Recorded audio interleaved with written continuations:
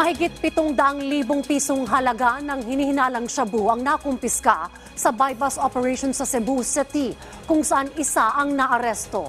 Samantala, nilinaw ng mga pulis ang kumakalat na ulat sa Cagayan kaugnay sa isang van na nangingidnap umano ng mga bata. Yan at iba pa sa ulat ni Vel Custodio. Fake news! Ganyan tinawag ng Cagayan Police ang kumakalat sa social media na may isang van na nangunguha ng bata. Nagugat ang pangamba ng mga residente sa balita na isang estudyante ang nakatakas matapos dukutin sa bayan ng Lalo. Naka-eskapulang daw ang biktima matapos ng kaing ilipat sa isa pang van.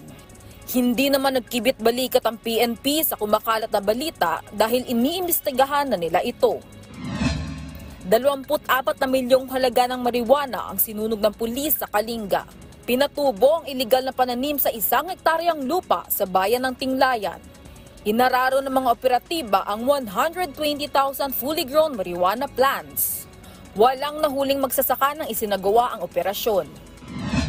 Balik selda ang isang lalaki matapos mahuli sa buy-bust operation sa Cebu City. Nakumpisa kay Bobby Labidad ang mahigit 100 gramo ng hinihinalang shabu na nagkakahalagang 748,000 pesos. Dati nang naaresto ang suspect dahil sa pagtutulak ng iligal na droga. Vel Custodio para sa Bayan.